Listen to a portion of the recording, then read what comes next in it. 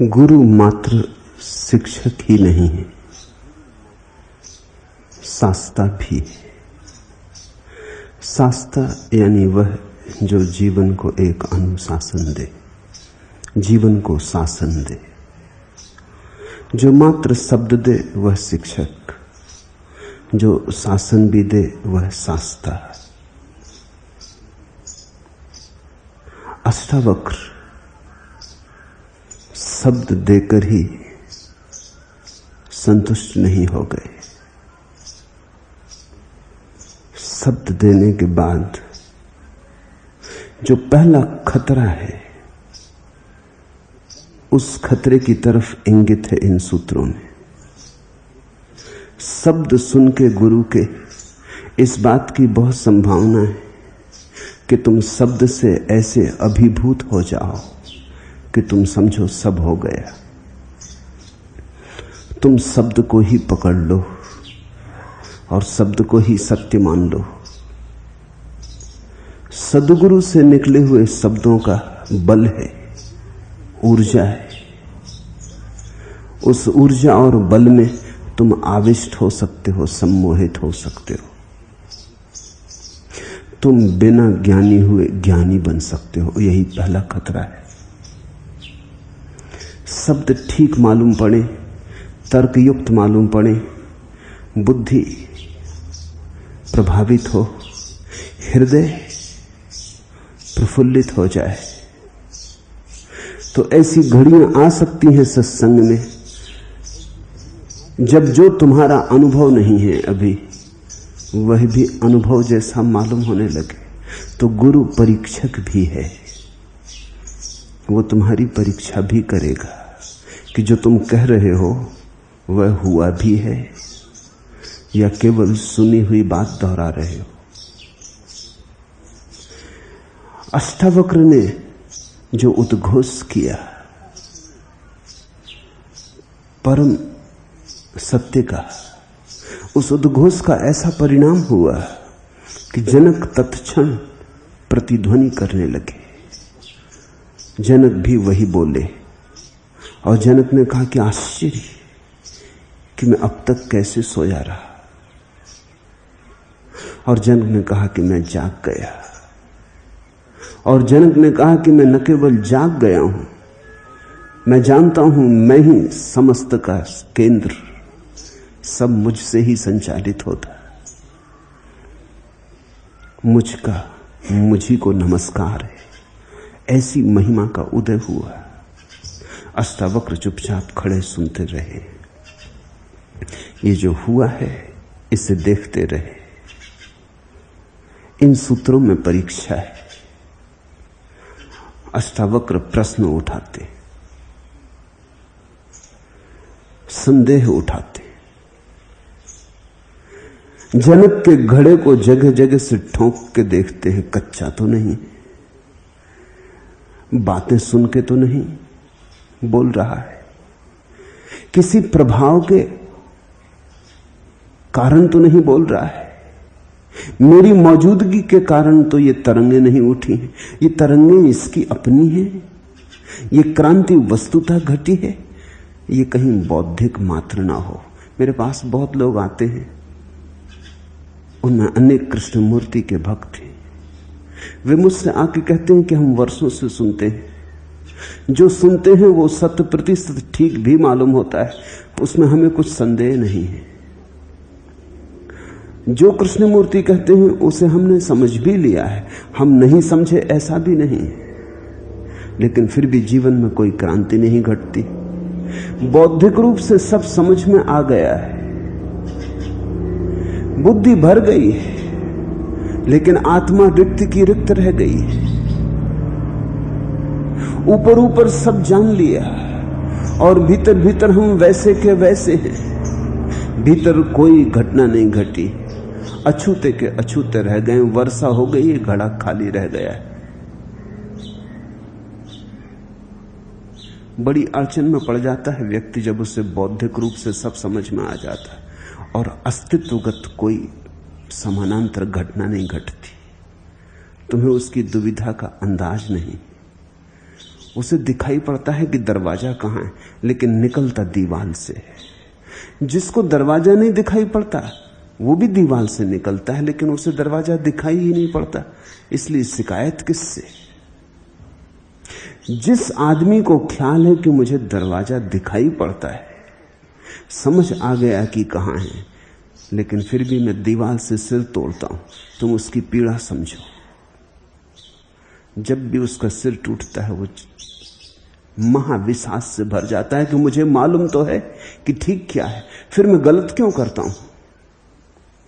मुझे मालूम तो है कि कहां जाना चाहिए, फिर मैं विपरीत क्यों जाता हूं। सब मालूम है उसे और कुछ भी मालूम नहीं, तो उसके भीतर सीखने की क्षमता भी खो जाती है, उसमें शिष्यत्व का भाव भी खो जाता है, क्योंकि उसे मालूम तो सब है, अब सीखने को और क्या है। उसकी विनम्रता भी खो जाती है और भीतर की पीड़ा सघन होती चली जाती, उसमें कोई अंतर पड़ता नहीं। ऐसा ही समझो कि तुम दवाइयां इकट्ठी करते चले जाओ, इससे तो तुम्हारी बीमारी समाप्त ना होगी, पियोगे तब समाप्त होगी। तुम डॉक्टरों के प्रिस्क्रिप्शन इकट्ठे करके फाइलें बना लो, उन प्रिस्क्रिप्शनों से तो कुछ परिणाम ना होगा जब तक उन प्रिस्क्रिप्शनों के अनुसार जीवन न बनेगा। लेकिन दवाइयों का ढेर तुम्हें एक भ्रांति दे सकता है कि सब दवाइयां तो मेरे पास हैं, पूरी केमिस्ट की दुकान तो उठा लाया, अब और क्या है, अब कहां जाऊं, किससे पूछूं, अब तो पूछने को भी कुछ नहीं बचा। तो एक दंभ पैदा होता है, बुद्धि की थोथी समझ से एक अहंकार, एक अस्मिता जगती कि मैं जानता हूं, और भीतर एक पीड़ा भी होती है कि मुझे कुछ भी तो पता नहीं, क्योंकि कुछ हो तो नहीं रहा है। हो तो ही कसौटी है। तुम्हारा जीवन बदले किसी सत्य से तो ही सत्य तुम्हारे पास है, अगर जीवन न बदले तो सत्य तुम्हारे पास नहीं। मैंने सुना है स्वामी रामतीर्थ एक छोटी सी कहानी कहा करते थे। वो कहते थे, कल्प गंगा के किनारे, स्वर्ग की गंगा के किनारे ज्ञान और मोह एक सुबह आके रुके। गंगा ने कहा, भला आए स्वागत, लो डुबकी मुझ में, तुम्हें पवित्र कर दूंगी, उतरो मुझ में, नहा लो, तुम नए हो जाओगे, तुम्हें फिर कुंवारा कर दूंगी, सारी धूल पोंछ डालूंगी।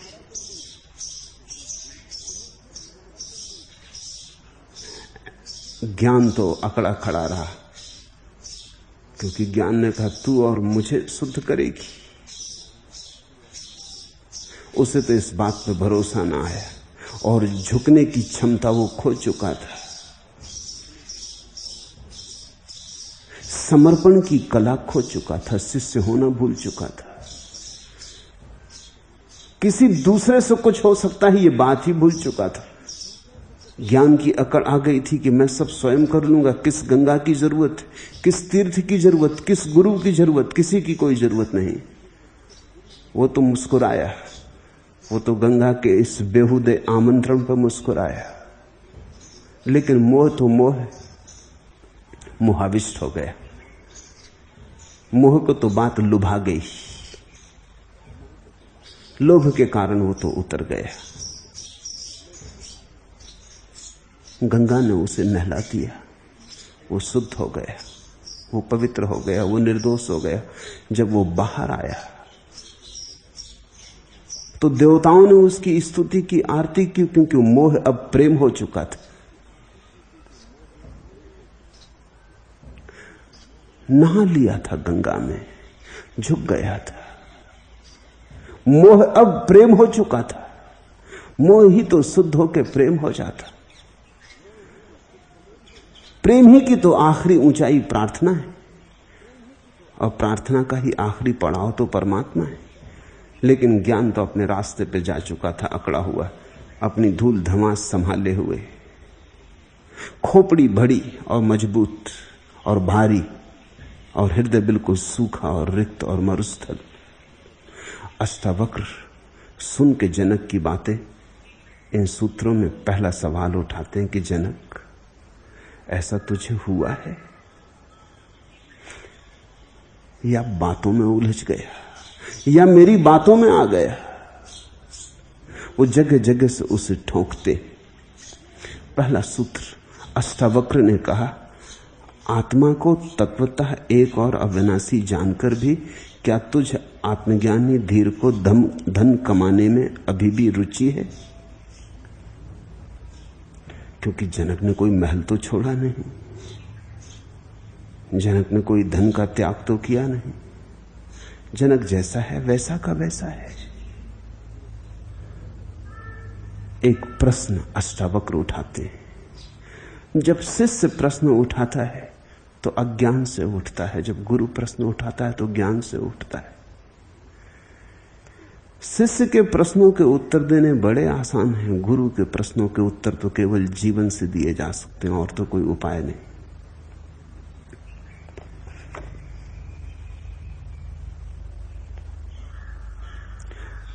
अविनाशिन आत्मानम एकम विज्ञाय तत्वता। तत्व से तू घोषणा कर रहा है कि एक है अविनाशी, एक है आत्मा। अद्वैत की तू तत्वता घोषणा कर रहा है। तत्वात्म अज्ञस्य धीरस्य कथम अर्थाजने रति। और ऐसी घोषणा के बाद क्या धन में रुचि रह सकती है? राज्य में, साम्राज्य में, महल में, पद प्रतिष्ठा में, सिंहासन में रुचि रह सकती है? जनक के सामने एक प्रश्न चिन्ह खड़ा किया अष्टावक्र ने कि तुझसे पूछता हूं जनक, जब एक का तुझे पता चल गया और तुझे बोध हो गया कि तू स्वयं परमात्मा है, तो क्या धन के पीछे अब भी दौड़ सकता है? तो तलाश अपने भीतर धन का, कहीं मोह तो शेष नहीं रहा। ये पहली बात धन की क्यों उठाई? क्योंकि इस जीवन में बड़ी से बड़ी हमारी दौड़ और बड़े से बड़ा हमारा पागलपन धन के लिए है। हम भीतर हैं खाली, रिक्त, सूने, धन से उसे भरते। खालीपन काटता है। खालीपन में बड़ी बेचैनी होती है कि मैं ना कुछ होके दिखाना है। कैसे दिखाऊं? तो पद प्रतिष्ठा धन, वो सब धन के ही रूप है। उनसे हम अपने को भरते ताकि मैं कह सकूं मैं कुछ हूं, मैं ना कुछ नहीं हूं। देखो कितना धन मेरे पास, ताकि मैं प्रमाण दे सकूं कि मैं कुछ हूं। अष्टावक्र कहते हैं कि धन की दौड़ तो उस आदमी की है जिसे भीतर बैठे परमात्मा का पता नहीं। जिसे भीतर बैठे परमात्मा का पता चल गया वो तो धनी हो गया, उसे तो मिल गया धन। राम रतन पायो। अब उसे कुछ बचा नहीं पाने को। अब कोई धन नहीं है, धन तो उसे मिल गया, परम धन मिल गया। और परम धन को पाके फिर कोई धन के पीछे दौड़ेगा? छोटे थे तुम तो खेल खिलौनों से खेलते थे, टूट जाता खिलौना तो रोते भी थे, कोई छीन लेता तो झगड़ते भी थे। फिर एक दिन तुम युवा हो गए, फिर तुम भूल ही गए वे खेल खिलौने कहाँ गए, किस कोने में पड़े पड़े धीरे झाड़ कर बुहार कर कचरे में फेंक दिए गए। तुम्हें उनकी याद भी नहीं रही। एक दिन तुम लड़ते थे, एक दिन तुम उनके लिए मरने मारने को तैयार हो जाते थे। आज तुमसे कोई पूछे कि कहाँ गए वे खेल खिलौने तो तुम हंसोगे, तुम कहोगे अब मैं बच्चा तो नहीं, अब मैं युवा हो गया, प्रौढ़ हो गया, मैंने जान लिया कि खेल खिलौने। ऐसी ही एक प्रौढ़ता फिर घटती है जब किसी को भीतर के परमात्मा का बोध होता है। तब संसार के सब खेल खिलौने, धन, पद, प्रतिष्ठा सब ऐसे ही व्यर्थ हो जाते हैं जैसे बचपन के खेल खिलौने व्यर्थ हो गए। फिर उनके लिए कोई संघर्ष नहीं रह जाता, प्रतिद्वंदिता नहीं रह जाती, कोई स्पर्धा नहीं रह जाती। धन की दौड़ आत्महीन व्यक्ति की दौड़ है। जितना निर्धन होता है आदमी भीतर, उतना ही बाहर के धन से भरने की चेष्टा करता है। बाहर का धन भीतर की निर्धनता को भुलाने की व्यवस्था विधि है। जितना गरीब आदमी होता है उतना ही धन के पीछे दौड़ता है। इसलिए तो हमने देखा कि कभी बुद्ध, कभी महावीर, महाधनी लोग रहे होंगे कि सब छोड़ के निकल पड़े और भिखारी हो गए। इस आश्चर्य की घटना को देखते हो। यहां निर्धन धन के पीछे दौड़ते रहते, यहां धनी निर्धन हो जाते। जिन्हें भीतर का धन मिल गया वो बाहर की दौड़ छोड़ देते। अष्टावक्र ने पूछा कि जनक, जरा पीछे भीतर उतर के टटोल, कहीं धन की आकांक्षा तो शेष नहीं। अगर धन की आकांक्षा शेष हो तो ये सब जो तू बोल रहा है सब बकवास है। कसौटी वहां है। अभी भी तू पद तो नहीं चाहता, अभी भी तू राज्य का विस्तार तो नहीं चाहता, अभी भी भीतर तृष्णा तुझे पकड़े तो नहीं। अगर वासना अभी भी मौजूद है भीतर, तो पक्का जान कि आत्मा का तुझे अनुभव नहीं हुआ। आत्मा का अनुभव तो तभी होता है जब वासना नहीं रह जाती, या आत्मा का अनुभव होते ही वासना नहीं रह जाती। दोनों साथ साथ नहीं हो सकते। आत्मा और वासना के बीच किसी तरह का सहयोग नहीं हो सकता, जैसे अंधेरे और प्रकाश के बीच किसी तरह का साथ संग नहीं हो सकता। प्रकाश तो अंधेरा नहीं, अंधेरा तो प्रकाश नहीं। तू प्रकाश की बातें कर रहा है, तू अचानक महावाक्य बोल रहा है जनक। ये इतनी जल्दी हुआ है, इसकी तू कसौटी कर ले, इसे तू जरा खोजबीन कर ले, जांच पड़ताल कर ले, भीतर उतर देख, कहीं धन की आकांक्षा तो नहीं छिपी बैठी। अगर बैठी हो तो ये सब जो तूने कहा मुझे तूने दोहरा दिया, ये सब बासा है, ये सब उधार है, फिर इसकी बहुत मूल्यवत्ता नहीं। फिर हमें फिर से आबासा से शुरू करना पड़ेगा। तो मैं फिर तुझे जगाऊं, अगर धन की आकांक्षा कहीं बैठी हो, अगर तू धन की आकांक्षा पाए ही नहीं कहीं, तो कुछ हुआ है, अन्यथा कुछ भी नहीं हुआ है। आत्मा को तत्वतः एक और अविनाशी जानकर भी क्या तुझ आत्मज्ञानी धीर को धन कमाने में रुचि है? जरा सी भी रुचि, लेस मात्र भी रुचि, जरा सा भी रस? ख्याल रखना, जब तक हम सोचते हैं कि बाहर कुछ हमें मिल जाए, उससे हम कुछ हो जाएंगे, तब तक हमारी धन में रुचि है। यह भी हो सकता है कि तुम धन का त्याग कर दो, लेकिन त्याग से कुछ मिल जाएगा, ऐसी रुचि शेष रह जाए कि दुनिया तुम्हें त्यागी कहेगी, कि लोग प्रशंसा करेंगे, कि चरण छुएंगे, तो फिर कुछ फर्क ना हुआ, तुमने सिर्फ सिक्के बदल लिए। लेकिन अब भी तुम्हारी आकांक्षा वही की वही है, रुचि तुम्हारी धन की ही है। धन से मात्र धन के ही तरफ इशारा नहीं है, धन से एक भीतर की आकांक्षा का इशारा है कि बाहर कुछ हो सकता है जिससे मैं मूल्यवान हो जाऊं। धन का आत्यंतिक अर्थ इतना ही है कि बाहर से कुछ मिल सकता है जो मुझे मूल्यवत्ता दे दे। मेरा मूल्य मेरे भीतर है, मैं स्वयं अपना मूल्य हूं, ऐसी प्रतीति वस्तुतः संन्यास है। मेरा मूल्य बाहर से आता है, लोग क्या कहते हैं, इससे मेरा मूल्य निर्मित होता है। तो ऐसी आकांक्षा धन की आकांक्षा है। इसलिए तुम्हारे 100 त्यागियों में 99 तो अभी भी धन की ही आकांक्षा में जीते। धन उनने छोड़ दिया होगा, बाजार छोड़ दिया, दुकान छोड़ दी, सब छोड़ छाड़ के मंदिरों में बैठ गए, लेकिन अब भी तुम्हारी प्रतीक्षा करते हैं कि तुम आओ और सम्मान दो। अब भी तुम्हारे द्वारा किया गया अपमान खलता है, कांटे की तरह गड़ता है। तुम्हारा सम्मान अभी भी गदगद करता है। तुम कहते हो महात्यागी हो आप, तो भीतर फूल खिल जाते, कमल खिल जाते। अगर कोई नहीं आता सम्मान करने को, तो त्यागी प्रतीक्षा करने लगता है कि आज कोई भी नहीं आया। दुकान बदल गई, ग्राहक नहीं बदले, ग्राहक की अभी भी प्रतीक्षा है। जैसे दुकानदार सुबह से दुकान खोल के बैठ के प्रतीक्षा करता है ग्राहक आए, अगर ऐसा ही त्यागी भी सुबह से प्रतीक्षा करने लगता है कि मंदिर में लोग आए, मेरी पूजा अर्चना हो, लोग मुझे सम्मान दें, प्रतिष्ठा दें, तो दुकान बदली, कुछ भीतर बदला नहीं। जिस दिन तुम्हारे मन में दूसरों से मिलने वाले सम्मान का कोई मूल्य नहीं रह जाता, न निषेधात्मक न विधायक,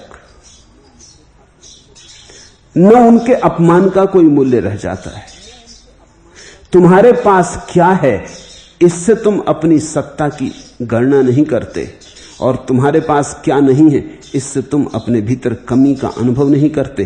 तुम जिस क्षण बेशर्त पूर्ण हो जाते हो, जिस क्षण तुम्हारी घोषणा पूर्णता की अकारण हो जाती, जिसमें कोई बाहरी कारण हाथ नहीं देता, उस क्षण तुम जानना कि तुमने जाना। उसके पहले जानकारी, और जानकारी को भूल से जानना मत समझ लेना। ऐसा हुआ कि स्वामी विवेकानंद अमेरिका से वापस लौटे। जब वे वापस आए तो बंगाल में अकाल पड़ा था, तो तत्क्षण आके अकालग्रस्त क्षेत्र में सेवा करने चले गए। ढाका की बात है, ढाका के कुछ वेदांती पंडित उनका दर्शन करने आए। स्वामी जी अमेरिका से लौटे, भारत की पताका फहरा के लौटे, तो पंडित दर्शन करने आए थे, सत्संग करने आए थे। लेकिन जब पंडित आए तो स्वामी विवेकानंद ने ना तो वेदांत की कोई बात की, न ब्रह्म की कोई चर्चा की, कोई अध्यात्म अद्वैत की बात ही ना उठाई। वो तो अकाल की बात करने लगे, और वो तो जो दुख फैला था चारों तरफ, उससे ऐसे दुखी हो गए कि खुद ही रोने लगे, आंख से आंसू झरझर बहने लगे। पंडित एक दूसरे की तरफ देख के मुस्कुराने लगे कि ये आसार संसार के लिए रो रहा है, तो शरीर तो मिट्टी है और ये रो रहा है, ये कैसा ज्ञानी। उनको एक दूसरे की तरफ व्यंग से मुस्कुराते देखकर विवेकानंद को कुछ समझ ना आया। उन्होंने कहा, मामला क्या है, आप हंसते? तो उनके प्रधान ने कहा कि हंसने की बात है, हम तो सोचते थे आप परम ज्ञानी, आप रो रहे हैं।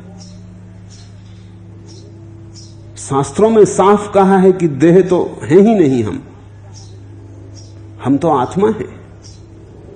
शास्त्रों में साफ कहा है कि हम तो स्वयं ब्रह्म हैं, न जिसकी कोई मृत्यु होती न कोई जन्म होता, और आप ज्ञानी होकर रो रहे हैं। हम तो सोचते थे हम परम ज्ञानी का दर्शन करने आए हैं, आप अज्ञान में डूब रहे हैं।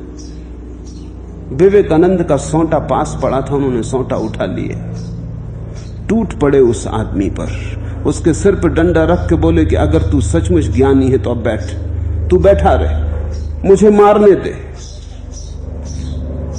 तू इतनी स्मरण रखना कि तू शरीर नहीं है। विवेकानंद का वैसा रूप, मजबूत तो आदमी थे ही, वो हट्टे कट्टे आदमी थे, और हाथ में उनका बड़ा डंडा। वो पंडित के तो रूह निकल गई, वो तो गिड़गिड़ाने लगा कि महाराज रुको, ये क्या करते हो? अरे ये कोई ज्ञान की बात, हम तो सत्संग करने आए, ये कोई उचित मालूम होता है? वो तो भागा, उसने देखा कि ये आदमी तो जान से मार डाल सकता है। उसके पीछे बाकी पंडित भी खिसक गए। विवेकानंद ने कहा, शास्त्र को दोहरा देने से कुछ ज्ञान नहीं हो जाता, पांडित्य ज्ञान नहीं, पर उपदेश कुशल बहुतेरे। वो जो पंडित ज्ञान की बात कर रहा था, तोता रटन थी। उस तोता रटंत में कहीं भी कोई आत्मानुभव नहीं है। शास्त्र की थी, स्वयं की नहीं थी, और जो स्वयं की ना हो वो दो कौड़ी की है। तो अष्टावक्र पहली परीक्षा खड़ी करते। पहली परीक्षा वो ये कहते हैं, जनक ध्यान कर। तू कहता है आत्मा को तत्वतः तूने जान लिया, पहचान गया अविनाशी को, अब क्या तुझ आत्मज्ञानी धीर को धन कमाने में थोड़ी भी रुचि है? इसका मुझे उत्तर दे।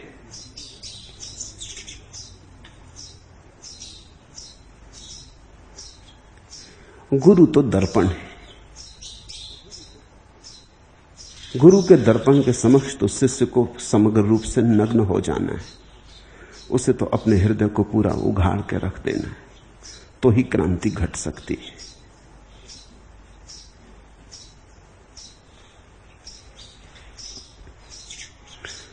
पुरानी कथा है जैन शास्त्रों में मिथिला के महाराजा नेमि के संबंध में। उन्होंने कभी शास्त्र नहीं पढ़े, उन्होंने कभी अध्यात्म में रुचि नहीं ली, वो उनका लगाव ही न था, उनकी चाहत ने वो दिशा कभी नहीं पकड़ी थी। बूढ़े हो गए थे तब बड़े जोर का दाह ज्वर उन्हें पकड़ा, भयंकर ज्वर की पीड़ा में पड़े। उनकी रानियां उनके शरीर को शीतल करने के लिए चंदन और केसर का लेप करने लगी। रानियों के हाथ में सोने की चूड़ियां थीं, चूड़ियों पर हीरे जवाहरात लगे थे, लेकिन लेप करते समय उनकी चूड़ियां खड़खड़ाती और बजती। सम्राट नेमि को वो खड़खड़ाहट की आवाज, वो चूड़ियों का बजना बड़ी अरिचुकर मालूम हुआ और उन्होंने कहा, हटाओ ये चूड़ियां, इन चूड़ियों को बंद करो, ये मेरे कानों में बड़ी कर्ण कटु मालूम होती। तो सिर्फ मंगल सूत्र के ख्याल से एक एक चूड़ी बचा के बाकी चूड़ियां रानियों ने निकाल कर रख दी। आवाज बंद हो गई, लेप चलता रहा। नेमि भीतर एक महाक्रांति को उपलब्ध हो गए। ये देख के कि 10 चूड़ियां थी हाथ में तो बजती थी, एक बजती है, एक बची तो बजती नहीं। अनेक है तो शोरगुल है, एक है तो शांति है। कभी शास्त्र नहीं पढ़ा, कभी अध्यात्म में कोई रस नहीं रहा, उठ के बैठ गए, कहा मुझे जाने दो, ये दाह ज्वर नहीं, ये मेरे जीवन में क्रांति का संदेश लेके आ गया। ये प्रभु अनुकंपा है। रानियां पकड़ने लगी, उन्होंने समझा कि शायद ज्वर की तीव्रता में विक्षिप्तता तो नहीं हो गई। उनका भोगी रूप ही जाना था। योग की तो उन्होंने कभी बात ही ना की थी, योगी की तो वो पास ना फड़कने देते थे। भोग ही भोग था उनके जीवन में। कहीं ऐसा तो नहीं कि सन्निपात हो गया है। वो तो घबरा गई, वो तो रोकने लगी। सम्राट ने कहा, घबराओ मत, न कोई ये सन्निपात है। सन्निपात तो था, वो गया। तुम्हारी चूड़ियों की बड़ी कृपा। कैसी जगह से परमात्मा ने सूरज निकाल दिया, कहा नहीं जा सकता। चूड़ियां बसती थी तुम्हारी, बहुत तुमने पहन रखी थी, एक बची, शोरगुल बंद हुआ। उससे एक बोध हुआ कि जब तक मन में बहुत आकांक्षाएं हैं तब तक शोरगुल है। जब एक ही बचे आकांक्षा, एक ही अभीप्सा बचे, या एक की ही अभीप्सा बचे, और ध्यान रखना एक की ही अभीप्सा एक हो सकती, संसार की अभीप्सा तो एक हो ही नहीं सकती। संसार अनेक है, तो वहां अनेक वासनाएं होंगी। एक की अभीप्सा ही एक हो सकती है। नेमि तो उठ गए, ज्वर तो गया, वो तो चल पड़े जंगल की तरफ। न शास्त्र पढ़ा, न शास्त्र जानते थे, लेकिन शास्त्र पढ़ने से कब किसने जाना। जीवन के शास्त्र के प्रति जागरूकता चाहिए, तो कहीं से भी इशारा मिल जाता है। अब चूड़ियों से कुछ लेना देना, तुमने कभी सुना चूड़ियों और सन्यास का कोई भी संबंध? जुड़ता ही नहीं। लेकिन बोध के किसी क्षण में, जागरूकता के किसी क्षण में, मौन के किसी क्षण में कोई भी घटना जगाने वाली हो सकती। तुम सो रहे हो, घड़ी का अलार्म जगा देता है, पक्षियों की चहचहाहट जगा देती है, कौओं की कांव कांव जगा देती है, दूध वाले की आवाज जगा देती है, राह से निकलती हुई ट्रक का शोरगुल जगा देता है, ट्रेन जगा देती है, हवाई जहाज जगा देता, कुत्ता भौंकने लगे पड़ोसी का वो जगा देता। ठीक ऐसे ही हम सोए हैं। इसमें जागरण की घटना घट सकती है, लेकिन जागरण की घटना केवल शब्दों से नहीं घटती। वास्तविक ध्वनि। शास्त्र तो ऐसे हैं जैसे रिकॉर्ड में ध्वनियां बंद हैं। तुम रिकॉर्ड रखे अपने बिस्तर के पास, सोए रहो, इससे कुछ भी ना होगा। तुम अपनी स्मृति में कितने ही शास्त्रों के रिकॉर्ड भर लो, इससे कुछ ना होगा। बड़ी महिमापूर्ण घटना घटी है जनक को, लेकिन अष्टावक्र ठीक से कसौटी कर लेना चाहते। अष्टावक्र जनक को भी ठीक से अपने भीतर पहुंच के मौका देना चाहते हैं कि वो देख ले, कहीं धन की आकांक्षा तो नहीं है। अगर है तो संभलो, तो इतनी ऊंची बातें मत करो। तो तुम्हारे पैर तो जमीन में गड़े हैं, आकाश में उड़ने की बातें मत करो। धन तो जमीन है, अगर तुम्हारी धन में आकांक्षा रूपी है तो तुम्हारी जड़ें जमीन में गड़ी हैं, फिर तुम पंख आकाश में न खोल सकोगे।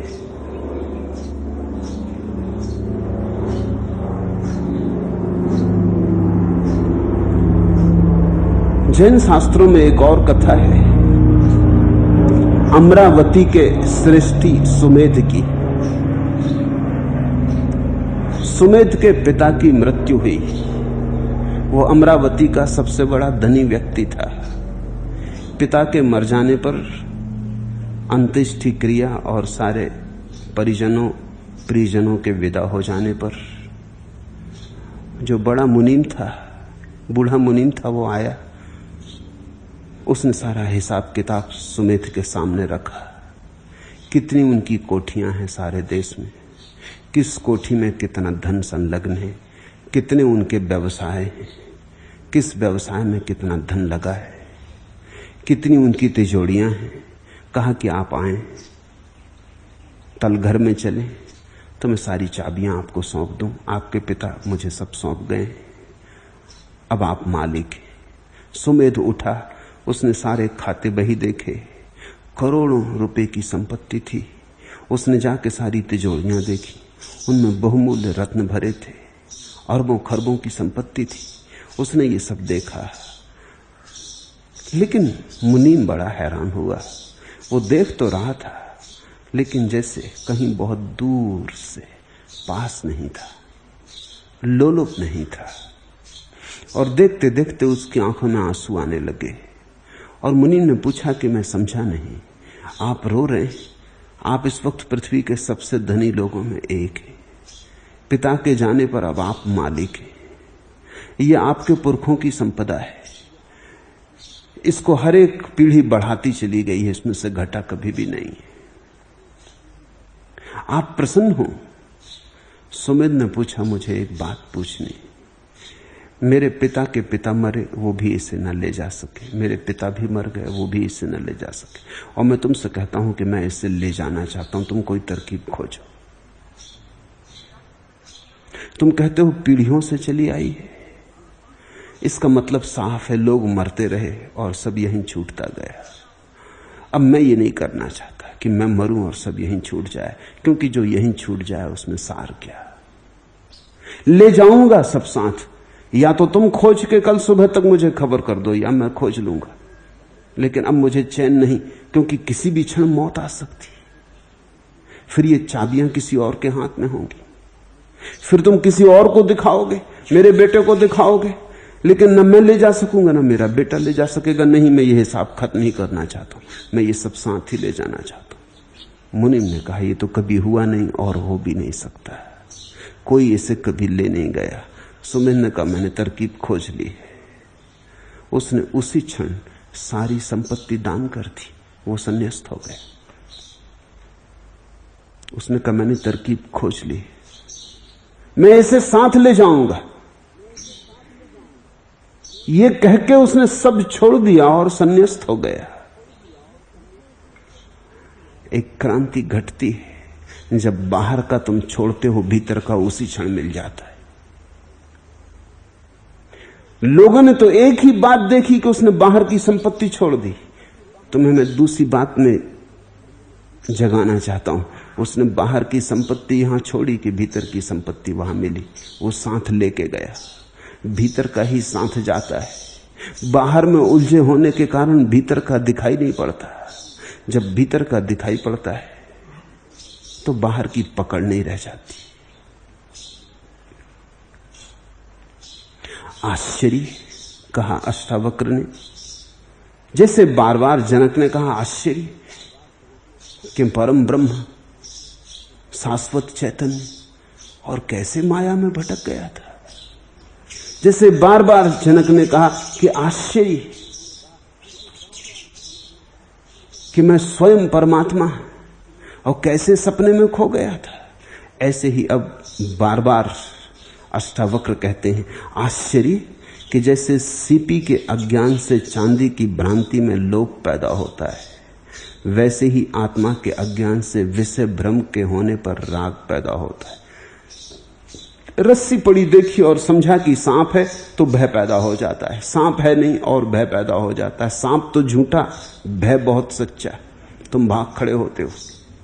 तुम घबराहट में गिर भी सकते हो, भागने में हाथ पैर तोड़ ले सकते हो, और वहां कुछ था ही नहीं, सिर्फ रस्सी थी। सांप के भ्रम ने काम कर दिया। जनक कहते हैं ऐसे ही सीपी में कभी चांदी की झलक दिखाई पड़ जाती। सीपी पड़ी, सूरज की किरणों में चमक रही, लगता है चांदी। चांदी वहां है नहीं, सिर्फ लगता है चांदी। चांदी के लगते ही उठाने का भाव पैदा हो जाता, मालिक बनने की आकांक्षा हो जाती। चांदी के भ्रम में भी लोभ पैदा हो जाता है। आश्चर्य कि भ्रम में भी लोभ पैदा हो जाता है। जहां कुछ भी नहीं वहां पाने की आकांक्षा पैदा हो जाती। जहां से कभी किसी को कुछ भी नहीं मिला वहीं वहीं हम टटोलते रहते। कुछ मिला हो तो भी ठीक। इस पृथ्वी पर कितने लोग हुए, कितने अनंत लोग हुए। सब ने धन खोजा, सब निर्धन मरे। सब ने पद खोदा, सब ने प्रतिष्ठा खोजी, सब धूल में गिरे। बड़े बड़े सम्राट पैरों में दबे पड़े, धूल हो गए। च्वांगतजू लौटता था एक गांव से, मरघट से गुजरा तो एक खोपड़ी पे उसका पैर लग गया। उसने वो खोपड़ी उठा ली और उससे माफी मांगने लगा कि क्षमा कर। उसके शिष्यों ने कहा ये क्या कर रहे हैं, ये मरी खोपड़ी से क्या क्षमा मांग रहे हैं, इसमें सार क्या। च्वांगतजू ने कहा तुम्हें पता नहीं, एक तो ये बड़े लोगों का मरघट है, यहां सिर्फ राजा, धनपति, राजनेता गड़ाए जाते हैं। कोई छोटी मोटी खोपड़ी नहीं पागलो, ये किसी बड़े आदमी की खोपड़ी। शिष्य हंसने लगे। उन्होंने कहा आप भी खूब मजाक करते हैं। अब ये बड़े की हो कि छोटी को खोपड़ी सब बराबर, और मुर्दा खोपड़ी से क्या क्षमा मांगते हो। च्वांगतजू कहने लगा तुम्हें पता नहीं, केवल समय की बात है। 2-4-6 महीने पहले ये आदमी के सिर में अगर मेरा पैर लग जाता तो मेरे सिर की खैरियत न थी। ये कुल समय की बात है, माफी तो मांग ही लूं। तुम जरा इसकी भी तो सोचो। और कुछ दिनों बाद मेरी खोपड़ी भी यहीं कहीं पड़ी होगी और लोगों के पैर मेरी खोपड़ी से लगेंगे और कोई क्षमा भी न मांगेगा। तुम ये भी तो सोचो। किसको क्या मिला है। कुछ मिला हो और तुम खोजो तब भी ठीक है। ऐसी सुल्तान महमूद के जीवन में उल्लेख है कि वो रोज रात अपने घोड़े पर सवार होकर निकलता था गांव में देखने कहां क्या हो रहा, कैसी व्यवस्था चल रही। छिपे वेश में वो रोज रात एक आदमी को देखता था नदी के किनारे रेत को छानते। उसने 1-2 दफे पूछा भी कि तू क्या करता है आधी आधी रात तक। मैं रेत छानता हूं, इसमें कभी कभी चांदी के कण मिल जाते। उनको मैं इकट्ठा करता हूं, वही मेरी जीविका है। ऐसा अनेक रातों देख के एक दिन महमूद को लगा कि बेचारा मेहनत तो बड़ी करता है, मिलता कुछ खाक नहीं। तो उसने अपना भुजबंद जो लाखों रुपए का रहा होगा निकाल के चुपचाप रेत में फेंक दिया और चल पड़ा। उस रेत छानने वाले ने तो देखा भी नहीं, लेकिन थोड़ी देर बाद खोजने से उसे मिल गया भुजबंद। दूसरे दिन फिर महमूद रात आया। उसने सोचा कि आज तो वो रेत छानने वाला नहीं होगा वहां, लेकिन वो फिर रेत छान रहा था। महमूद बड़ा हैरान हुआ। उसने कहा कि सुन, मेरे सिपाहियों ने मुझे खबर दे दी कि जो भुजबंद में फेंक गया था वो तुझे मिल गया है, तू उसे बाजार में बेच भी चुका है, वो भी खबर आ चुकी। मैं सुल्तान महमूद, भुजबंद लाखों रुपए का था, तेरे जीवन के लिए और तेरे बच्चों के जीवन के लिए पर्याप्त। अब तू किस लिए छान रहा है रेत? उसने कहा मालिक, इसी रेत के छानने में भुजबंद मिला। अब तो चाहे कुछ भी हो जाए मैं छानना छोड़ नहीं सकता, अब तो छानता ही रहूंगा। अब तो ये जिंदगी है और मैं हूं और ये रेत है। जहां ऐसी ऐसी चीजें मिल सकती हैं, भुजबंद मिल गया, अब इसको मैं रोक नहीं सकता। महमूद ने अपनी आत्मकथा में लिखवाया है कि उसके तर्क में तो बल है, लेकिन हम इस संसार में क्या खोज रहे हैं जहां किसी को कभी कुछ नहीं मिला, फिर भी रेत छान रहे। कुछ मिला किसी को कभी? कहते हैं आश्चर्य कि जैसे सीपी की अज्ञान से चांदी की भ्रांति में लोभ पैदा होता है, वैसे ही आत्मा के अज्ञान से विषय भ्रम के होने पर राग पैदा होता है। हे जनक, कहीं तेरे भीतर राग तो नहीं बचा है? कहीं थोड़ा सा भी मोह तो नहीं बचा है, लोभ तो नहीं बचा है? ये तुम्हें याद दिला दूं, तुमने बहुत बार सुना है कि लोभ छोड़ो, मोह छोड़ो, राग छोड़ो, क्रोध छोड़ो तो आत्मज्ञान होगा। हालत बिल्कुल उल्टी है। आत्मज्ञान हो तो राग, मोह, लोभ, क्रोध छूटता है, वो परिणाम है। अंधेरे को थोड़ी छोड़ना पड़ता है प्रकाश को लाने के लिए, प्रकाश लाना पड़ता है, अंधेरा छूटता है। इसलिए अष्टावक्री प्रश्न पूछ रहे हैं। वो कह रहे हैं आत्मज्ञान हो गया जनक, तेरी वो तो घोषणा से लगता आत्मज्ञान हो गया। अब मैं तुझसे पूछता हूं, जरा खोज, कहीं राग तो नहीं? अभी भी कहीं पुराने भ्रम पकड़े तो नहीं है? क्योंकि कई बार ऐसा होता है, रोज ही ऐसा होता है। कई बार क्यों? रोज रात तुम सपना देखते हो, सुबह सपना टूटता है, तुम कहते हो सब सपना था, और फिर दूसरी रात फिर सपना देखते हो। टूट टूट के भी सपना टूटता नहीं। सुबह कैसे तुम ज्ञानी हो जाते हो, कहते हो सब बकवास, सब सपना था, कुछ भी सार नहीं। लेकिन ये याद नहीं रह जाता। फिर रात आएगी, फिर तुम सोओगे, फिर सपना उठेगा। तब ये कितनी बार सपना टूट चुका और कितनी बार सुबह तुमने घोषणा कर दी कि सपना टूट गया। ये सब घोषणाएं फिर काम नहीं आती, फिर सपना पकड़ लेता है। बड़ा प्रबल प्रभाव मालूम होता सपने का। तो कहीं ये रोज रोज सुबह उठ के जो घोषणा हम करते हैं सपने झूठ होने की, वैसी ही अध्यात्म की घोषणा तो नहीं। मैं एक कविता कल पढ़ रहा था। ये तीसरा फरेबे मोहब्बत है मालती, मैं आज फिर फरेबे मोहब्बत में आ गया। प्रेमी अपनी प्रेसी से, किसी मालती से कह रहा है, ये तीसरा फरेबे मोहब्बत है मालती, ये तीसरी बार भ्रम हो रहा है। मैं आज फिर फरेबे मोहब्बत में आ गया। रुखसार दिल शिकार है, आंखें हैं दिल नसी, 16 जने खेरद है तेरा हुस्न आतसी। मैं सोचता रहा, मैं बहुत सोचता रहा, लेकिन तेरा जमाल नजर में समा गया। पहले भ्रमों की भी याद है, पहले और मालतियां धोखा दे गई। ये तीसरा भ्रम है, 2 मालतियां आ चुकी जा चुकी। मैं सोचता रहा, मैं बहुत सोचता रहा, लेकिन तेरा जमाल नजर में समा गया। गो जानता हूं ये भी तमन्ना का है फरेब, गो जानता हूं ये भी तमन्ना का है फरेब, गो मानता हूं राह मोहब्बत है पुर नसेब। ये सब झूठ, ये सब सपना, ये सब फरेब, ये सब जानता हूं, लेकिन बगैर इसके भी चारा नहीं मेरा, इसके बिना भी चलता नहीं। लेकिन बगैर इसके भी चारा नहीं मेरा, कुछ भी बजुज फरेब सहारा नहीं मेरा। और इस भ्रमों के सिवाय कोई सहारा ही नहीं मालूम होता, सपनों के सिवाय कोई जिंदगी ही नहीं मालूम होती। तुझसी परी जमाल हसीनाओं के बगैर मैं हूं सनम परस्त गुजारा नहीं मेरा। मैं आज फिर फरेबे मोहब्बत में आ गया, ये तीसरी फरेबे मोहब्बत है मालती। तीसरा क्या, 30वां, 300वां, 3000वां, मगर फरेब जारी रहता। जनक से अष्टावक्र कहने लगे, ये कहीं सुबह उठे हुए आदमी की बात तो नहीं कि सपना था और फिर कल तू सो जाए, इधर मैं गया और उधर तू सो जाए।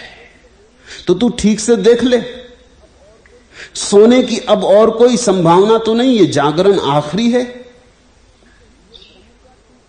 ये भ्रम का टूटना भी कहीं भ्रम ही सिद्ध ना हो, तू ठीक से देख ले, ये टूट ही गया है, ये ऐसा टूट गया है कि फिर ना बन सकेगा।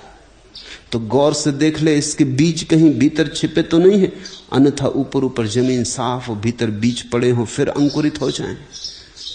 इसलिए तो होता है, सुबह हम देख लेते हैं कि सपना टूट गया, लेकिन बीज तो मिटते नहीं, बीज तो पड़े ही रहते हैं। जिन बीजों से सपने रात फैले थे वो बीज तो अब भी भूमि में पड़े हैं वैसे के वैसे। फिर रात आएगी, ठीक मौसम पाके, ठीक वर्षा होगी, फिर सपने खड़े हो जाएंगे। सपने के टूटने से क्या होता है, सपने के बीज दग्ध होने चाहिए। अगर बीज दग्ध नहीं हुए तो कुछ भी नहीं हुआ। धन की आकांक्षा बीज है, पद की आकांक्षा बीज है, महत्वाकांक्षा बीज है। इन बीजों की तलाश के लिए अष्टावक्र कहते, तू जरा भीतर जा, देख कहीं छिपे हुए बड़े छोटे छोटे बीज। बीज तो बड़े छोटे होते हैं, वृक्ष बड़े हो जाते हैं, वृक्ष दिखाई पड़ते हैं, बीज तो पता भी नहीं चलते। तो उन बीजों को खोज। जब तक बीज दग्ध न हो जाएं, तब तक तू इस भ्रम में मत आना कि भ्रम के बाहर हो गया है।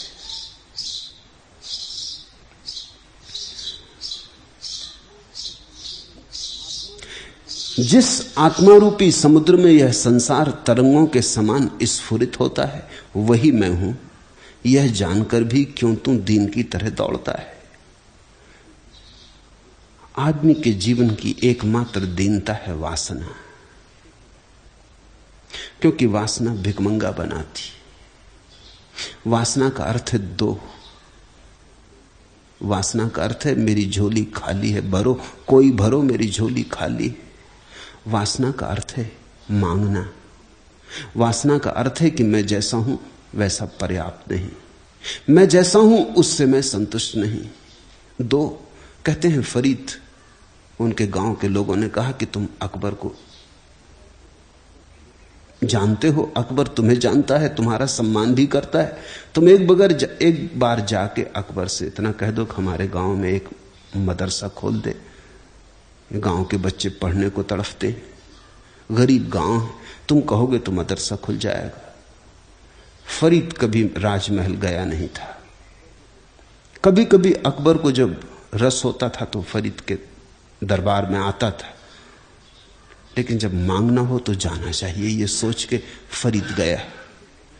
जब वो पहुंचा सुबह सुबह ही पहुंच गया, क्योंकि मांगना हो तो सुबह सुबह मांगना चाहिए। सांझ तक तो आदमी इतने क्रोध में आ जाता है, इतना परेशान हो चुका होता है कि देने की बात कहां और तुमसे छीन ले। इसलिए भिकमंगे सुबह आते, सुबह तुमसे थोड़ी आशा है, ताजे हो, रात भर विश्राम के बाद उठे हो, जिंदगी उतनी बोझिल नहीं है, इतना क्रोध नहीं, सांझ तक तो तुम भी थक जाओगे। सुबह सुबह तुम्हारी ताजगी में फरीद पहुंचा। अकबर प्रार्थना कर रहा था अपनी निजी मस्जिद में। फरीद को तो जाने दिया, लोग जानते थे अकबर का बड़ा भाव है फरीद के प्रति। फरीद पीछे जाके खड़ा हो गया। अकबर ने अपनी नमाज पूरी की, हाथ उठाए आकाश की तरफ और कहा, हे परमात्मा, मुझे और धन दे और दौलत दे, मेरे साम्राज्य को बढ़ाकर। फरीद की आंखों में तो आंसू आ गए ये दीनता देख के कि ये सम्राट भी कोई सम्राट, इससे तो हम भले। कम से कम परमात्मा एक इल्जाम तो नहीं लगा सकता कि हमने कुछ मांगा हो। और फिर उसे याद आया कि इस आदमी से क्या मांगना, इससे तो एक मदरसा लेने का मतलब होगा इसको गरीब बनाना, थोड़ा गरीब हो जाएगा। ये तो वैसे ही गरीब है, इसकी हालत तो वैसे ही खराब है, इसकी दीनता तो देखो, अभी भी हाथ फैलाए। अकबर जैसा सम्राट जिसके पास सब है, वो भी मांग रहा है। अभी होने से क्या होता है, भिकमंगापन थोड़ी मिटता है। दुनिया में दो तरह के भिकमंगे हैं, गरीब और अमीर। भिकमंगे तो सभी, गरीब को तो क्षमा भी कर दो, लेकिन अमीर को कैसे क्षमा करो, वो भी मांगे चला जाता है। फरीद तो लौटने लगा। अकबर उठा तो फरीद को सीढ़ियों से उतरते देखा। उसने कहा, कैसे आए और कैसे चले, कभी तो तुम आए नहीं, स्वागत, घर में पधारो। फरीद ने कहा, हो गया, आए थे एक बात से, लेकिन वो तो गलत ख्याल था, चूक हो गई, हमसे भूल हुई, तुम्हारा कोई कसूर नहीं। अकबर तो बड़ा बेचैन हो गया। उसने कहा, हुआ क्या, मैं कुछ समझूं भी तो पहले मत बूझो। फरीद ने कहा, गांव के लोगों ने, ना समझो ने, ये समझ के कि तुम सम्राट हो, तुम्हारे पास बहुत है, मुझे भी भ्रम में डाल दिया। मैं भी उनकी बातों में आके चला गया। ना समझो की दोस्ती ठीक नहीं। अब मैं वापस जा रहा हूं उनको समझाने की तुम गलती में थे। मैं आ गया मांगने, गांव के लोगों ने कहा था एक मदरसा खुलवा दो, नहीं, लेकिन तुम्हारी हालत खराब है, तुम तो दीन अवस्था में, वो प्रार्थना मैं तुमसे न करूंगा। मेरे पास कुछ होता तो वो मैं तुम्हें दे डालता, मेरे पास कुछ है नहीं। तुम्हारी हालत बड़ी खराब है, तुम्हारी तो हालत दिवाले निकले जैसी। तुम प्रार्थना करके मांग रहे थे, मैं आया था सम्राट से मिलने, भिखारी को देख के वापस जा रहा हूं। अष्टावक्र ने कहा, विश्वम स्फुरति यत्रेदम तरंगा एव सागरे।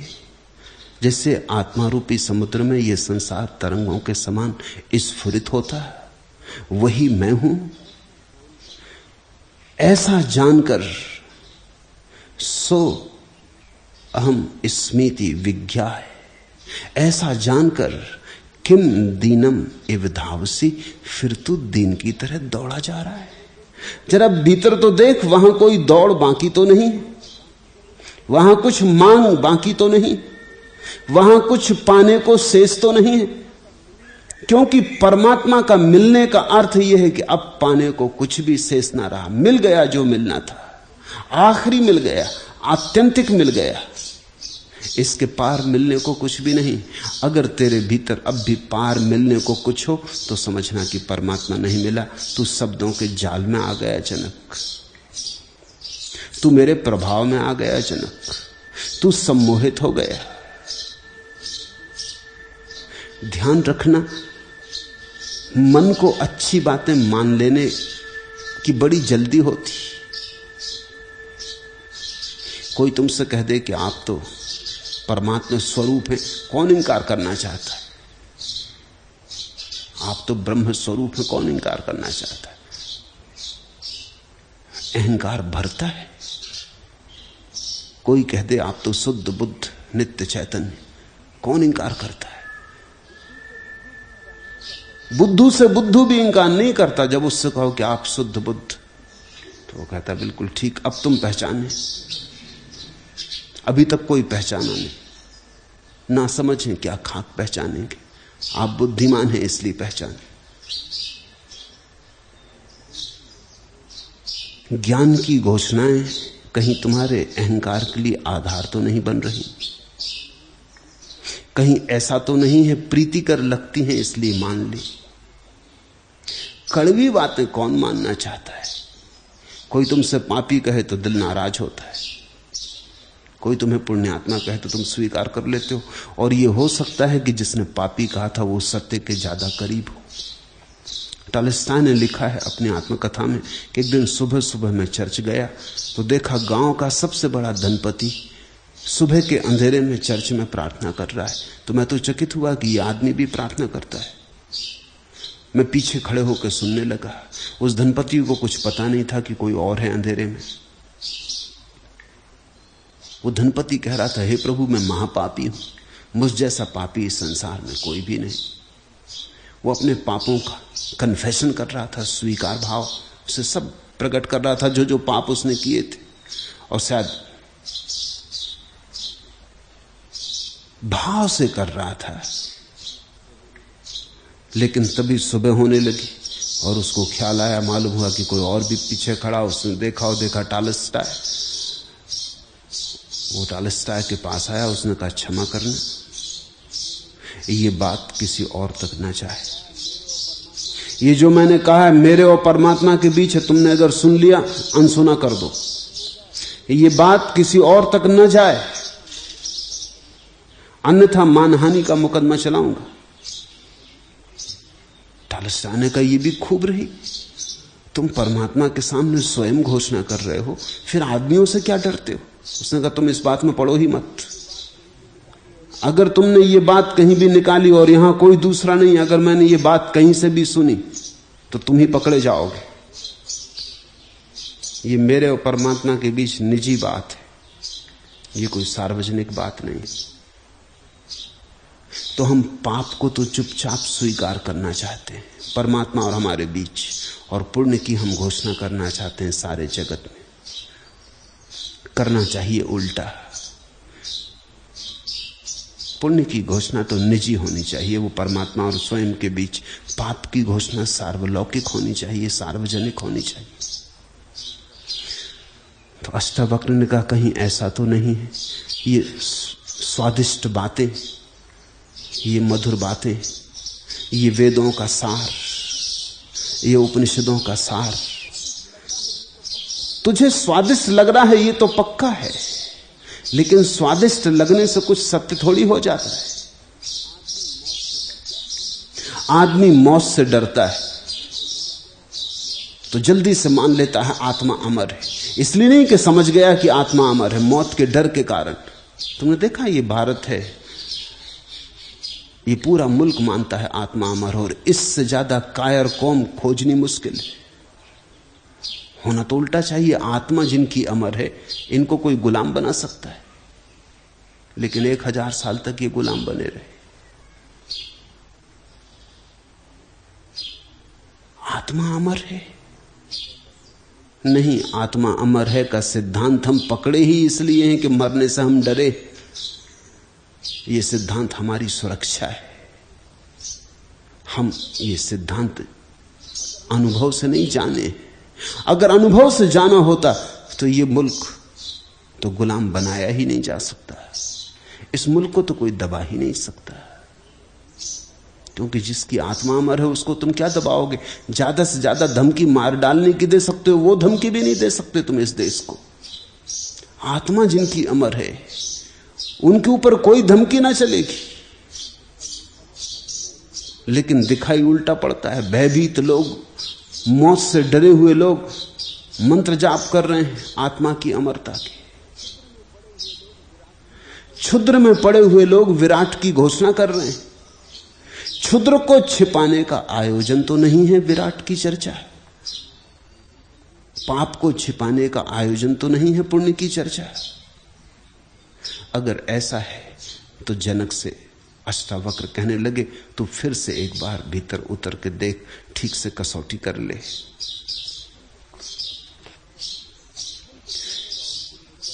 अत्यंत सुंदर और शुद्ध चैतन्य आत्मा को सुनकर भी कैसे कोई इंद्रिय के विषय में अत्यंत आसक्त होकर मलिनता को प्राप्त होता है।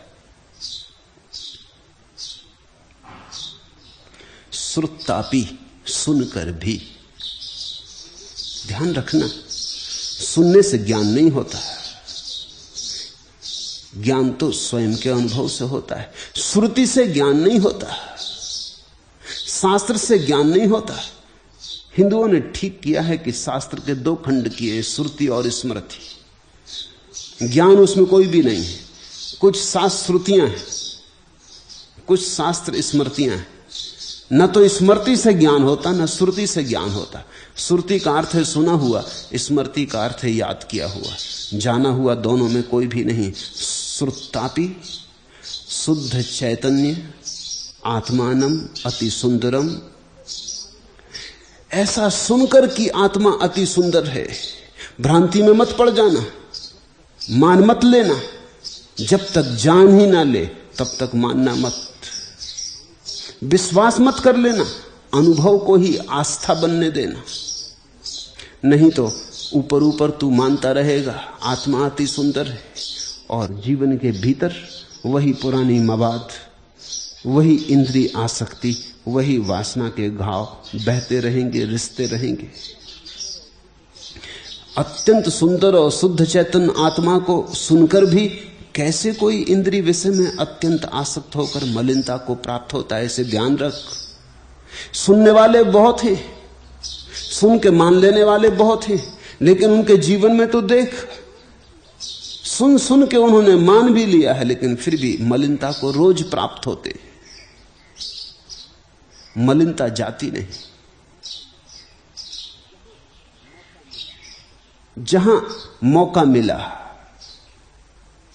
वहां फिर तीसरा फरेब कि 300वां फरेब, फिर फरेब खाने को तैयार हो जाते। कितनी बार तुमने सोचा कि क्रोध ना करेंगे? तुम भली भांति सुन के जान चुके हो क्रोध पाप है, जहर है, कुछ लाभ नहीं, लेकिन फिर भी जब उठता है तब तुम खो जाते हो किसी झंझावात में, याद ही नहीं रहती। जब क्रोध जा चुका होता है, उजाड़ के तुम्हारे भीतर की सारी बगिया, तब फिर याद आती, फिर पश्चाताप होता है। पर फिर पछताए होत का, जब चिड़िया चुग गई खेत, फिर तुम पछताते हो। ये पुरानी आदत हो गई, क्रोध कर लिया, पछता लिया, फिर क्रोध कर लिया, फिर पछता लिया। क्रोध और पश्चाताप एक दूसरे के संगी साथी हो गए, उसमें कुछ फर्क नहीं रहा है। तुम्हारे पश्चाताप ने क्रोध को रोका तो नहीं। साफ है कि तुमने क्रोध को अभी देखा नहीं, सुन सुन के मान रखा है कि बुरा है। यह तुम्हारा अपना आत्मदर्शन नहीं। मैं एक कहानी पढ़ता था, बौद्ध कथा है। श्रावस्ती में एक सेठ था, मृगार। उसकी लड़के की बेटी थी विशाखा। विशाखा सुनने जाती थी बुद्ध को। मृगार कभी कहीं सुनने गया नहीं। वो धन लोलुप, धन के पीछे पागल था। वो सबसे बड़ा श्रेष्ठी था श्रावस्ती का। श्रावस्ती भारत की सबसे ज्यादा धनी नगरी थी और मृगार उसका सबसे बड़ा धनपति था।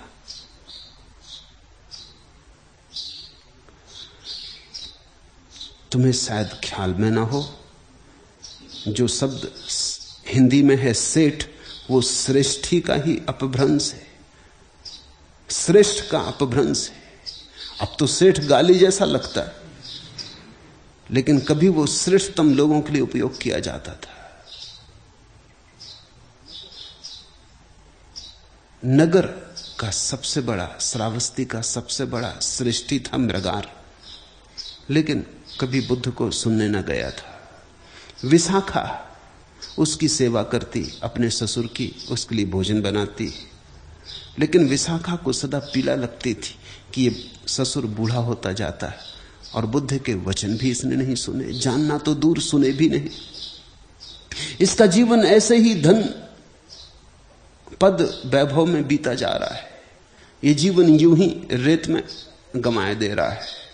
ये सरिता ऐसे ही खो जाएगी सागर में पहुंचे बिना। तो एक दिन जब मृगार भोजन करने बैठा और विशाखा उसे भोजन परसती थी, तो वो कहने लगी, तात भोजन ठीक तो है, सुस्वादु तो है। मृगार ने कहा, सदा तू सुंदर सुस्वादु भोजन बनाती, ये प्रश्न तूने कभी पूछा नहीं, आज तू पूछती बात क्या है? तेरा भोजन सदा ही सुस्वादु होता। विशाखा ने कहा, आपकी कृपा है, अन्यथा भोजन सुस्वादु हो नहीं सकता, क्योंकि ये सब बासा भोजन। मैं दुखी हूं कि मुझे आपको बासा भोजन खिलाना पड़ता। मृगार बोला, पागल, बासा? पर बासा तू खिलाएगी क्यों? धन धान्य भरा हुआ है कोठियों में, जो तुझे चाहिए प्रतिदिन उपलब्ध है, बासा क्यों? उसने कहा कि नहीं, मैं वो नहीं कह रही, आप समझे नहीं। ये जो धन धान्य है शायद होगा आपके पिछले जन्मों के पुण्यों के कारण, लेकिन इस जीवन में तो मैंने आपको कोई पुण्य पुरुषार्थ करते नहीं देखा। इस जीवन में तो मैंने आपको कोई पुण्य पुरुषार्थ करते नहीं देखा, इसलिए मैं कहती हूं ये सब बासा है। होगा पिछले जन्मों में आपने कुछ पुण्य किया होगा, इसलिए धनी है,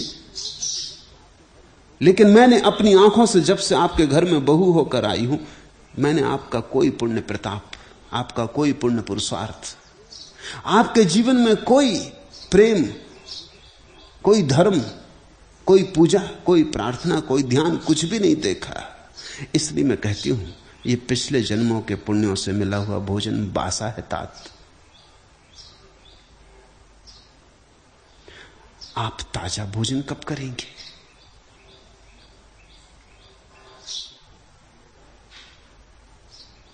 मृगार आधा भोजन किए उठ गया, रात भर सो ना सका। बात तो सही थी, चोट गहरी पड़ी। दूसरे दिन सुबह विशाखा ने देखा वो भी बुद्ध के वचन सुनने के लिए मौजूद है, वो भी सुन रहा है। तब सुन सुन के वो ज्ञान की बातें करने लगा। वर्ष बीतने लगे, पहले वो ज्ञान की बातें न करता था, अब वो ज्ञान की बातें करने लगा, लेकिन जीवन वैसा का वैसा रहा।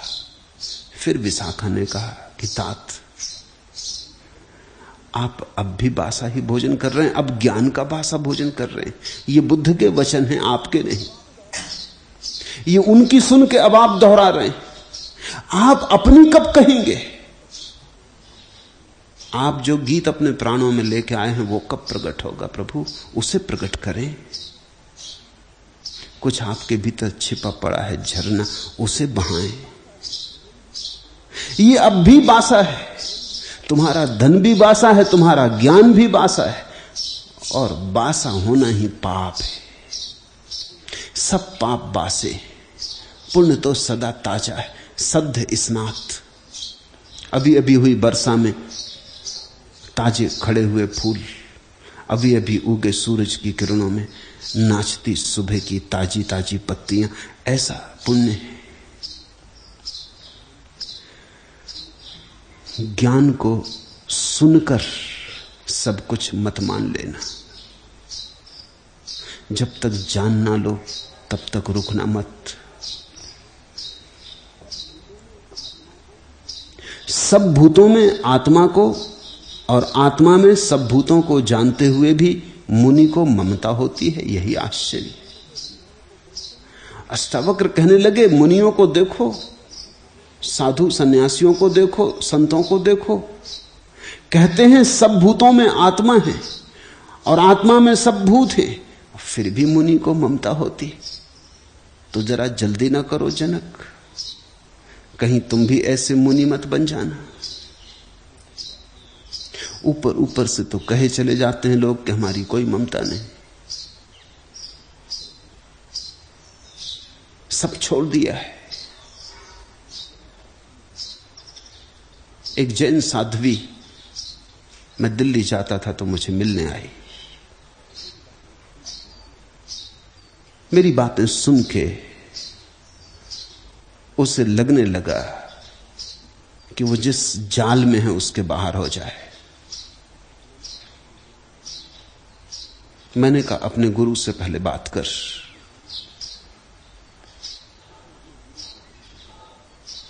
उसने अपने गुरु को कही तो गुरु तो बहुत नाराज हो गए। गुरु ने तो कहा कि मुझसे मिलना चाहते हैं। मुझसे मिले तो बड़े नाराज थे, नाराजगी में भूल ही गए वो वो कहने लगे कि ये साध्वी अगर छोड़ के चली जाएगी तो हमारे संप्रदाय की बड़ी हानि होगी। फिर इस साध्वी से हमारी बड़ी ममता है, ये हमारे बुढ़ापे का सहारा है। वो काफी बूढ़े हो गए। मैंने कहा ये तो बात वैसी की वैसी जैसे कोई बाप कहता कि ये बेटा हमारे बुढ़ापे का सहारा है। कोई मां कहती ये बेटी हमारी बुढ़ापे की सहारा है। ये तो घर गृहस्थी की बात हो गई, ये साधु को शोभा नहीं देती। अगर इस साध्वी को ऐसा लग रहा है कि इसके जीवन में स्वतंत्रता घटित होगी इस जाल के बाहर निकलने से, तो तुम्हारा आशीर्वाद दो। अगर तुम्हें इससे ममता है तो अपनी ममता को तुम अपनी समस्या समझो, उसको सुलझाने की कोशिश करो। मरने के पहले ममता छोड़ो।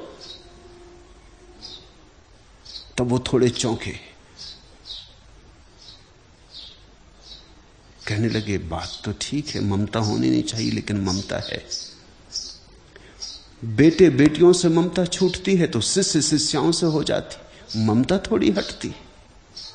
घर से छूटती तो मंदिर से हो जाती, दुकान से छूटती तो आश्रम से हो जाती, ममता थोड़ी छूटती। मेरा नए नए आश्रय बनाता चला जाता है। एक आश्रय उजाड़ो, उसके पहले दूसरी जगह आश्रय बना लेता है। एक नीड़ गिराओ, दूसरी जगह नीड़ बना लेता है। लेकिन मेरा तो बचता ही चला जाता है। अष्टावक्र ने कहा सब भूतों में आत्मा को और आत्मा में सब भूतों को जानते हुए भी मैं तुमसे कहता हूं जनक, ऐसे मुनि हैं जिनको ममता होती। असली आश्चर्य तो यही है। तुम क्या आश्चर्य की बात कर रहे हो कि शुद्ध बुद्ध आत्मा कैसे संसार में पड़ गई? छोड़ो ये फिक्र। उससे बड़े आश्चर्य मैंने देखे। मुनि हो गए, सब छोड़ दिया, घोषणा भी कर दी सर्वभूतेषु चात्मनम सर्वभूतानि चात्मनि मुनेर जानत आश्चर्यम ममत्वम अनुवर्तते। मैं तुम्हें असली आश्चर्य बताता हूं। जिन्होंने सब छोड़ दिया फिर भी कुछ छूटा नहीं, ममता मौजूद है।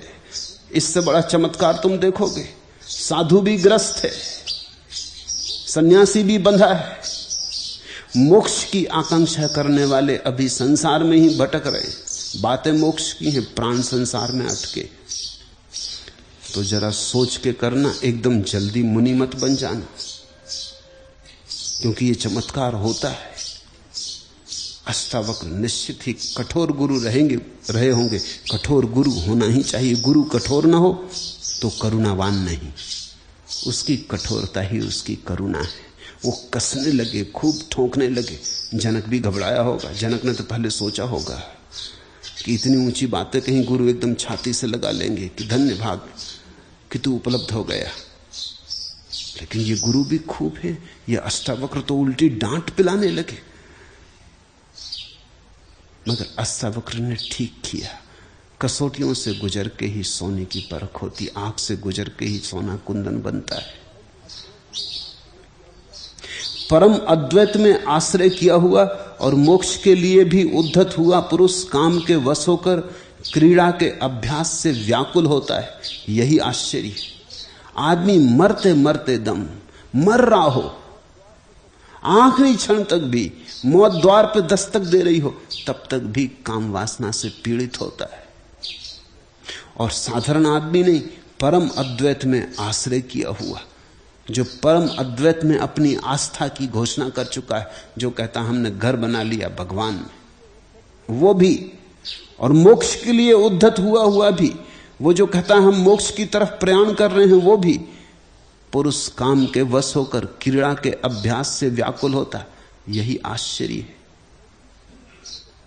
पुरानी आदतें जाती नहीं। बोध भी आ जाता है तो पुरानी आदतें लौट लौट के हमला करती, आदतें बदला लेती। मैंने सुना है एक अंधा और एक लंगड़ा दो मित्र थे, दोनों भिखारी, और दोनों की मित्रता एकदम जरूरी भी थी, क्योंकि एक अंधा था और एक लंगड़ा था। लंगड़ा चल नहीं सकता था, अंधा देख नहीं सकता था, तो अंधा चलता था और लंगड़ा देखता था। लंगड़ा अंधे के कंधों पर बैठ जाता, दोनों भिक्षा मांग लेते। साझेदारी थी भिखारी के दुकान में, लेकिन कभी कभी झगड़ा भी हो जाता था, जैसे सभी साझेदारों में होता है। कभी एक ज्यादा ले लेता, दूसरा कम ले लेता, या लंगड़ा चकमा दे देता अंधे को, तो झगड़ा हो जाता था। एक दिन झगड़ा इतना बढ़ गया कि मारपीट हो गई। मारपीट हो गई और दोनों ने कहा कि अभी ये साझेदारी खत्म, ये पार्टनरशिप बंद, अब नहीं करते, अब अपनी तरफ से घसट लेंगे, मगर ये नहीं चलेगा, तो काफी धोखा चल रहा है। कहते हैं परमात्मा को बड़ी दया आई, पहले आती रही होगी, अब नहीं आती, क्योंकि परमात्मा भी थक गया दया कर करके, कुछ सार नहीं। आदमी कुछ ऐसा है कि तुम दया करो तो भी उस तक दया पहुंचती नहीं। परमात्मा भी थक गया होगा। पर ये पुरानी कहानी है, दया आ गई। परमात्मा मौजूद हुआ, प्रकट हुआ। उसने उस दिन सोचा कि आज दोनों को आशीर्वाद दे दूंगा। अंधे के पास जाके कहूंगा मांग ले जो तुझे मांगना। स्वभाव था अंधा मांगेगा कि मुझे आंखें दे दो, क्योंकि वही उसकी पीड़ा है। लंगड़े से कहूंगा जो तुझे मांगना तू मांग ले, वो मांगेगा पैर, उसको पैर दे दूंगा। अब दोनों को स्वतंत्र कर देना उचित है। वो गया, लेकिन रोता हुआ वापस लौटा। परमात्मा रोता हुआ वापस लौटा, क्योंकि अंधे से जब उसने कहा कि मैं परमात्मा हूं, तुझे वरदान देने आया हूं, मांग ले जो मांगना है, उसने कहा लंगड़े को अंधा कर दो। जब उसने लंगड़े से कहा, लंगड़े ने कहा बस अंधे को लंगड़ा कर दो प्रभु। ऐसे ही अनुभवों के कारण उसने आना भी जमीन पर धीरे धीरे बंद कर दिया। कोई सार नहीं, बीमारी दुगनी हो गई। आने से कुछ फायदा न हुआ, दया का परिणाम और घातक हो गए। आदमी की आदतें, दुख भी आदत है। अगर तुम्हारे सामने परमात्मा खड़ा हो जाए तो तुम जो मांगोगे उससे तुम और दुख खड़ा कर लोगे। तुम्हारी पुरानी आदत ही तो मांगेगी ना। अगर अंधे में थोड़ी भी अकल होती तो वो कहता प्रभु जो तुम्हें ठीक लगता हो, मेरे योग्य है वो दे दो, क्योंकि मैं तो जो भी मांगूंगा वो गलत होगा, क्योंकि मैं अब तक गलत रहा हूं।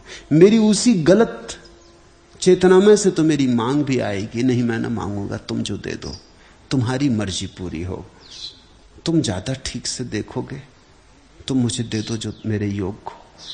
अंधे ने मांगा, वहीं भूल हो गई। लंगड़े ने मांगा, वहीं भूल हो गई। आदतें पुरानी थी और अभी भी क्रोध का जहर बाकी था। तो परमात्मा भी सामने खड़ा था, फिर भी चूक गए। आदमी के सामने कई बार मोक्ष की घड़ी आ जाती, फिर भी आदमी चूक जाता है, क्योंकि पुरानी आदतें हमला करती और मोक्ष की घड़ी में बड़ी जोर से हमला करती, क्योंकि आदतें भी अपनी रक्षा करना चाहती। हर आदत अपनी रक्षा करती, टूटना नहीं चाहती। मेरे देखे दुनिया में अधिक लोग दुखी इसलिए नहीं कि दुख के कारण, 100 में 99 मौके पर तो कोई कारण नहीं, सिर्फ आदत है। कुछ लोगों ने दुख का गहन अभ्यास कर लिया है। वो अभ्यास ऐसा हो गया कि छोड़ते नहीं बनता, उसमें ही उन्होंने अपना सारा जीवन लगाया। आज एकदम से छोड़ भी कैसे दें। मैं एक किताब पढ़ रहा था, एक बहुत अनूठी किताब है, सभी को पढ़नी चाहिए, उससे सभी को लाभ होगा। किताब का नाम है how to be really miserable. वस्तुतः दुखी कैसे हो। और निश्चित ही लिखने वाले ने बड़ी खोज की, उसने सारे नियम साफ कर दिए हैं कि जहां कहीं कोई चूक न रह जाए, सब नियम साफ कर दिए। थोड़े सा तुम भी अभ्यास करते हो उनमें से अनजाने, मगर अगर किताब पढ़ लोगे तो तुम जानबूझ के ठीक से व्यवस्था से अभ्यास कर सकोगे। शायद कुछ भूल चूक हो रही हो और तुम्हारा दुख परिपूर्ण ना हो पा रहा हो। दुख के अभ्यासी हैं लोग। काम वासना एक बड़ा प्राचीन अभ्यास है, सनातन पुरातन, जन्मों जन्मों में उसका अभ्यास किया है, कभी उससे कुछ पाया नहीं, सदा खोया, सदा गंवाया। लेकिन अभ्यास रोए रोए में समा गया है।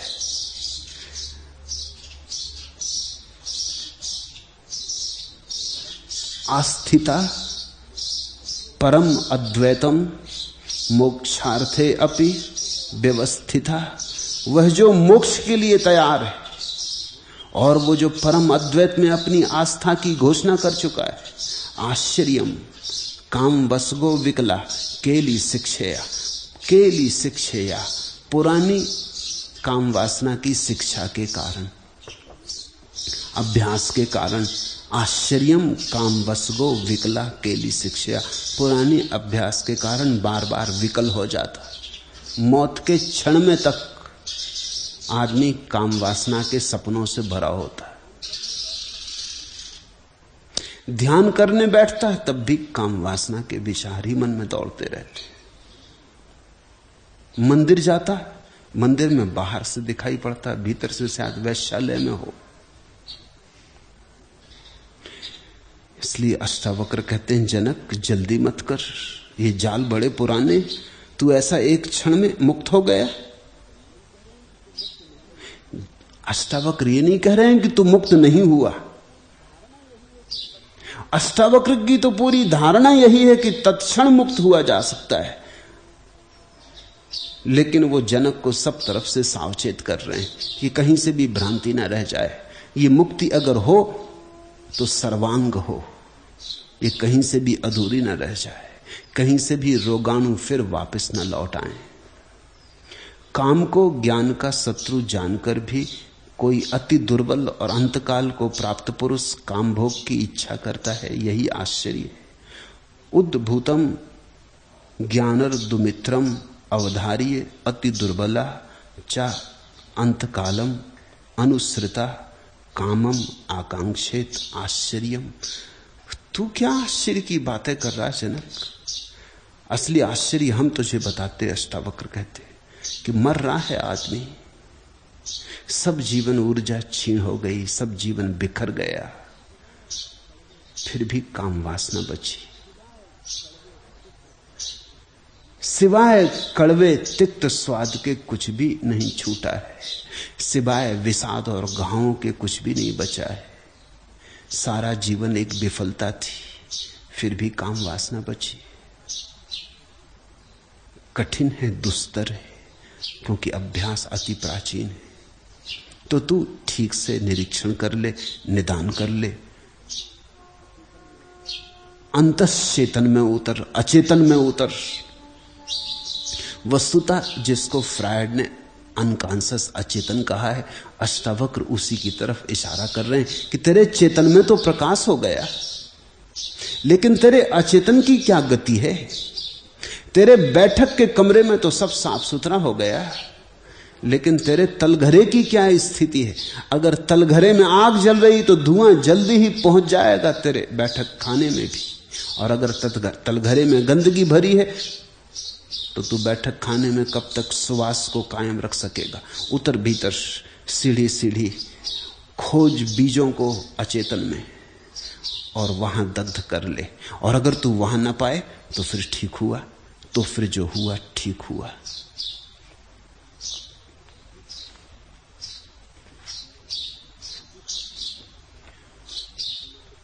दुख, तृष्णा, काम, लोभ, क्रोध, सभी बीमारियां हमारे सतत अभ्यास के फल हैं। ये अकारण नहीं है, हमने बड़ी मेहनत से इनको सजाया संवारा है, हमने बड़ा सोच विचार किया है, हमने इनमें बड़ा धन संपत्ति लगाई है, हमने बड़ा न्यस्त स्वार्थ इनमें रचाया है। ये हमारा पूरा संसार है। जब कोई आदमी कहता है कि मैं दुख से मुक्त होना चाहता हूं, तो उसे ख्याल करना चाहिए कि वो दुख के कारण कुछ लाभ तो नहीं ले रहा है, कोई फसल तो नहीं काट रहा है। अगर फसल काट रहा है दुख के कारण, तो दुख से मुक्त होना भला चाहे हो ना सकेगा। अब कुछ लोग हैं जिनका कुल सुख इतना ही है कि जब वो दुख में होते हैं तो दूसरे लोग उन्हें सहानुभूति दिखलाते। तुमने देखा, पत्नी ऐसे बड़ी प्रसन्न है, रेडियो सुन रही है, वो पति घर की तरफ आने से रेडियो बंद, सिरदर्द, एकदम सिरदर्द हो जाता है। ऐसा मैंने देखा अनेक घरों में, मैं ठहरा हूं इसलिए कह रहा हूं।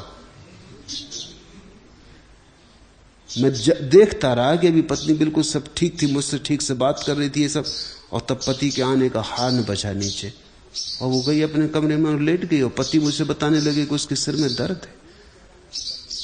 ये हुआ क्या मामला? मैं ये नहीं कह रहा हूं कि दर्द नहीं है, दर्द होगा, मगर दर्द के पीछे कारण है गहरा। पति सहानुभूति ही तब देता है, पास आके बैठ के सिर पे हाथ ही तब रखता जब दर्द होता। ये स्वार्थ है उस दर्द में। दर्द वस्तुता हो गया होगा, क्योंकि वो जो आकांक्षा है कि कोई हाथ माथे पर रखे, और पति बिना दर्द के तो हाथ रखता नहीं। अपनी पत्नी के माथे पे कौन हाथ रखता है? वो तो मजबूरी। क्या वो सिरदर्द बना के बैठी, अब करो भी क्या? हालांकि उसको अपना अखबार पढ़ना है किसी तरह, लेकिन सिर पे हाथ रख के बैठा है। अब ये सिर पे हाथ रखने की जो भीतर कामना है, कोई सहानुभूति प्रकट करे, कोई प्रेम जाहिर करे, कोई ध्यान दे, अगर ये तुम्हारे दुख में समाविष्ट है तो तुम लाख कहो हम दुख से मुक्त होना चाहते हैं, तुम मुक्त ना हो सकोगे, क्योंकि तुम एक हाथ से तो पानी सींचते रहोगे और दूसरे हाथ से शाखाएं काटते रहोगे, ऊपर से काटते भी रहोगे, भीतर से सींचते भी रहोगे, इससे कभी छुटकारा ना होगा। देखना, दुख में तुम्हारा कोई नियोजन तो नहीं है, इन्वेस्टमेंट तो नहीं है।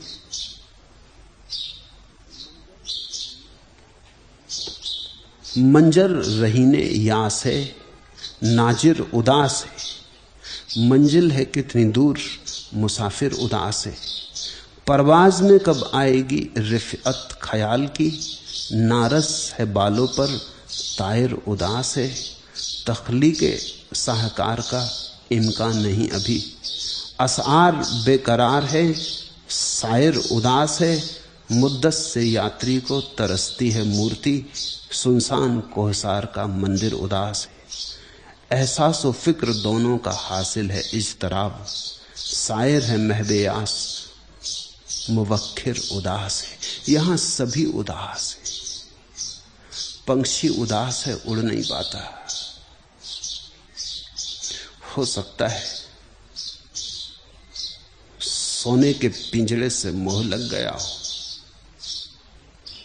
यहां कवि उदास है, क्योंकि उदासी के गीत ही लोग सुनते हैं और तालियां बजाते हैं। यहां विचारक उदास है, क्योंकि हंसते और आनंदित आदमी को तो लोग पागल समझते हैं, विचारक कौन समझता है। यहां सब उदास है।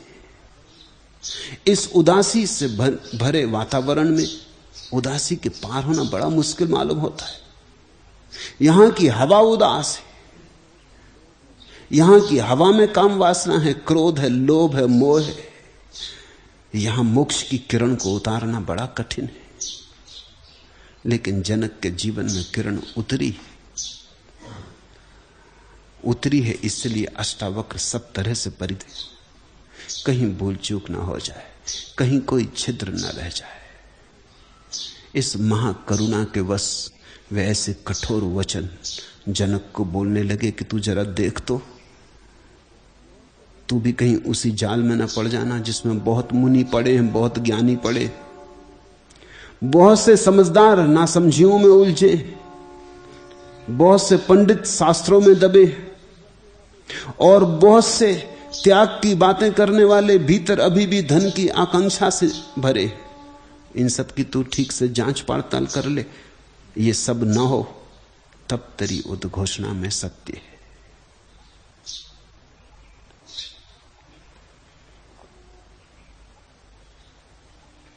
हरि ओम तत्सत। आज इतना है।